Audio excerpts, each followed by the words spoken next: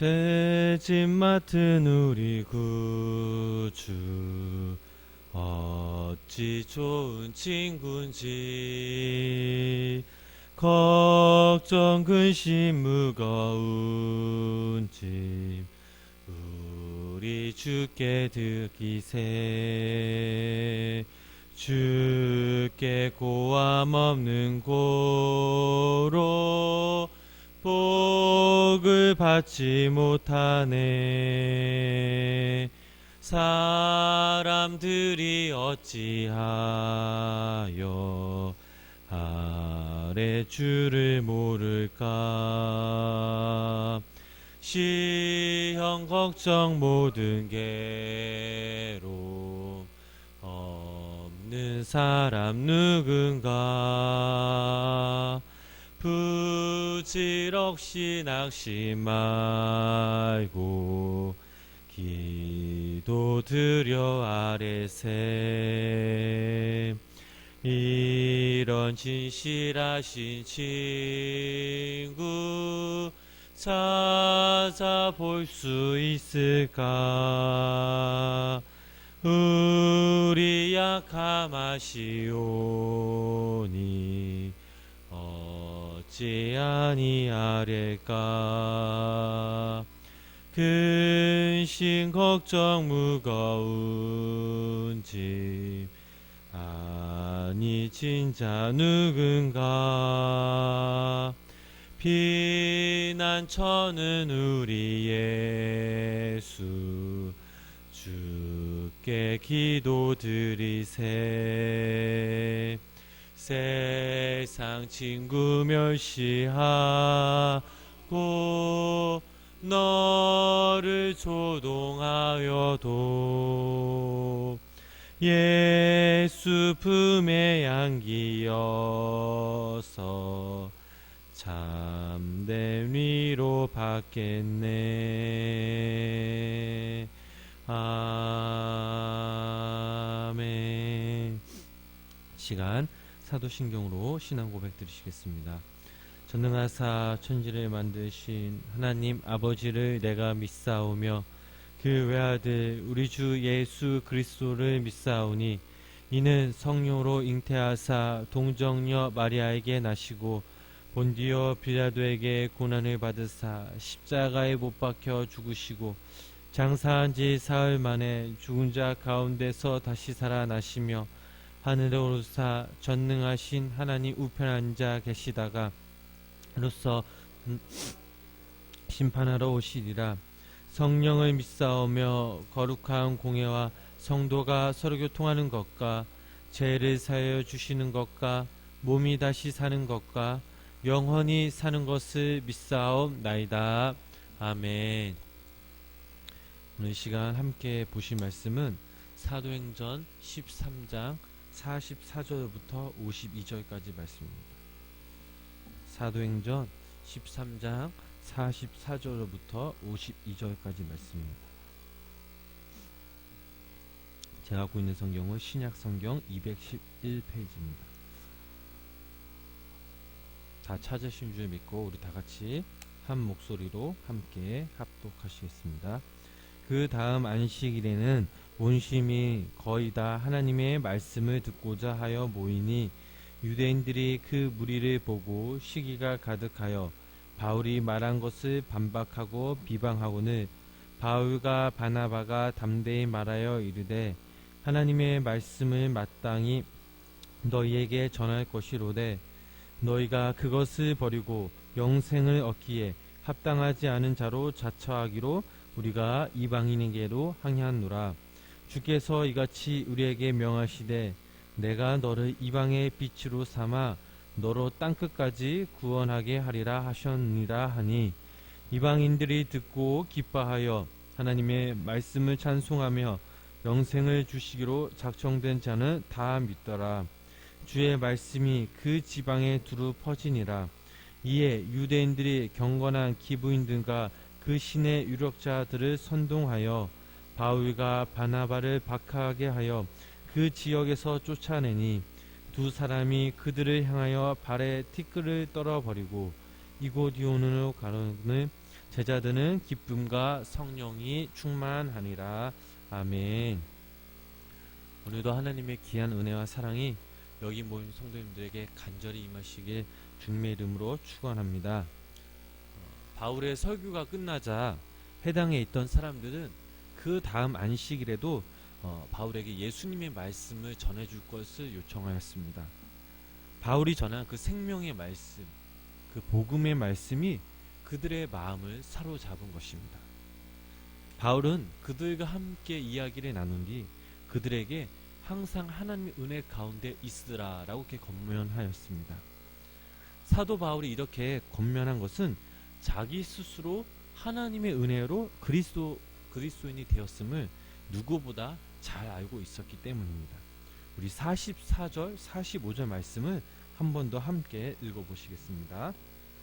그 다음 안식일에는 온 시민이 거의 다 하나님의 말씀을 듣고자 하여 모이니 유대인들이 그 무리를 보고 시기가 가득하여 바울이 말한 것을 반박하고 비방하고는.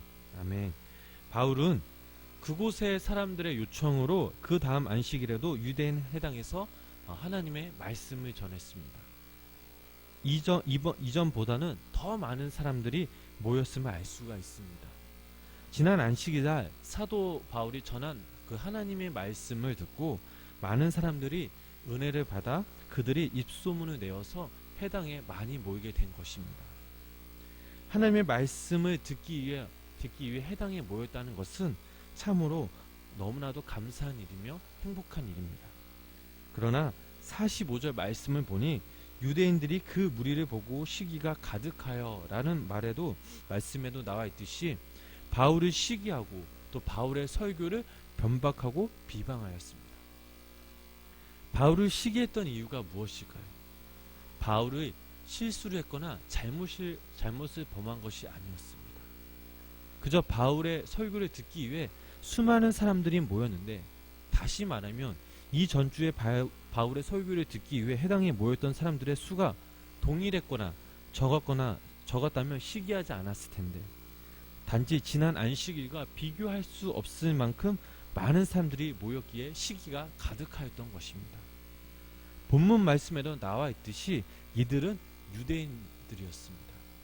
그렇다면 비시디아 안디옥 유대인들이 바울을 다 시기했을까요? 아닙니다. 유대인 회당에 나오는 사람들은 유대교에 입교한 이방인을 제외하면 거의 다 유대인들이었습니다. 바울이 설교를 마치자 바울에게 설교를 요청한 사람들도 대부분 유대인들이었습니다. 그리고 설교가 마치자 바울을 계속 쫓아다녔던 사람들도 유대인들이었습니다. 하나님의 말씀을 들은 그 유대인들이 입소문에 낸 사람들도 바로 유대인들이었습니다. 따라서 회당에 모인 유대인들은 기쁨으로 받아들이고 모인 것입니다. 그로 인해 이들은 바울을 시기할 사람들이 아니었습니다. 그렇다면 과연 누가 바울의 설교를 시기하며 비판하였던 것입니까? 바로 유대 지도자들과 추종자들이었습니다. 평상시 그들이 설교할 때 이렇게 많은 사람들이 모이는 적이 없었습니다. 그러나 어느 우연한 기회에 바울이 설교를 하자 자신들이 상상하지 못할 만큼 유대인들이 모이자 이들은 시기심과 질투심이 생겨난 것이었습니다. 바울이 나타나자 자신들의 권위와 자존심이 상했다는 것입니다. 어찌 이것뿐입니까? 유대교 지도자들이 바울이 한 말에 반박하였습니다. 반박하였다는 것이 무슨 뜻입니까? 말한 내용을 모두 부정해 버린다는 것입니다. 바울이 자신의 의견을 말했습니까? 아닙니다. 바울은 하나님의 말씀을 전한 것뿐이었습니다. 따라서 유대교 지도자들은 바울의 한 말을 반박한 것도 있지만 그보다 더 중요한 것은 하나님의 말씀을 부정했다는 사실입니다. 우리 46절, 48절까지 46, 47, 48절 말씀 함께 읽어보시겠습니다. 바울과 바나바가 담대히 말하여 이르되 하나님의 말씀을 마땅히 먼저 너희에게 전할 것이로되 너희가 그것을 버리고 영생을 얻기에 합당하지 않은 자로 자처하기로 우리가 이방인에게로 향하노라. 주께서 이같이 우리에게 명하시되 내가 너를 이방의 빛으로 삼아 너로 땅끝까지 구원하리라 하셨느니라 하니 이방인들이 듣고 기뻐하여 하나님의 말씀을 찬송하며 영생을 주시기로 작정된 자는 다 믿더라. 아멘. 바울은 하나님의 말씀을 먼저 유대인에게 전해야 하는데 유대인들이 하나님의 말씀을 버리고 영생 얻음에 합당하는 자로 자처하였기에 이방인에게도 먼저 항의했다고 말하고 있습니다. 즉 이 말은 유대인들이 복음을 받아들이는데 기득권을 갖고 있었으나 그들 스스로 포기하기에 특권이 이방인에게도 향했다는 것입니다. 유대교 지도자들의 신앙적 교만이 잘 나타나는 모습입니다. 그러면서 바울은 이방인에 대한 약속을 약속하신 그 이사야서 49장 6절 말씀 제가 읽겠습니다. 내가 너를 이방의 빛을 삼아 너로 땅끝까지 구원하게 하리라. 라는 이 말씀을 근거로 이제부터 자신이 이방인에게도 행할 것이라고 선포하자 그 말을 들은 이방인들은 기뻐하며 이방인을 구원하시라는 그 하나님의 약속의 말씀을 찬송하였습니다. 바울이 설교한 이날에는 유대교에 입교할 해당이 모인 이방인뿐만 아니라 바울의 설교를 듣고 싶어하는 이방인들도 있었습니다. 바울은 이들을 가르쳐 영생을 주시기로 작정된 자는 다 믿더라 라고 선포하였고 하나님의 말씀을 거역하고 비방한 유대교 지도자들을 향해 너희가 하나님의 말씀을 버리고 영생을 얻기에 합당하지 않은 자로 자처하였다라고 이렇게 비난하였습니다. 바울은 그저 하나님의 말씀을 전했을 뿐 하나님의 말씀에 대한 반응과 결과에 따라서 유대교 지도자들은 영생을 얻기에 합당하지 않은 자로 그리고 이방인들은 영생을 주시기로 작정된 사람들이라고 평가하였던 것입니다. 우리 49절 말씀 함께 읽어보시겠습니다. 주의 말씀이 그 지방에 두루 퍼지니라. 아멘. 바울이 설교한 그 하나님의 말씀을 듣고 결과로 비시디 안디오 지역에 하나님의 말씀이 퍼졌습니다. 이들은 그저 하나님의 말씀을 듣고 끝난 것이 아니라 그 말씀의 증인이 되었던 것입니다. 이들로 인해서 하나님의 말씀이 퍼졌다는 것은 사실은 영원한 생명의 말씀, 하나님의 도구로 하나님의 통로로 사용되었다는 사실입니다. 이것은 하나님이 그들에게 영생을 주시기로 한 그 작정된 사람들임을 보여주는 그 하나님의 방법이자 증거였습니다. 반면에 유대교 지도자들은 어떤 모습이었습니까? 우리 50절 말씀 함께 읽어보시겠습니다. 이에 유대인들이 경건한 기브인들과 신의 유력자들을 선동하여 바울과 바나바를 박해하게 하여 그 지역에서 쫓아내니. 아멘.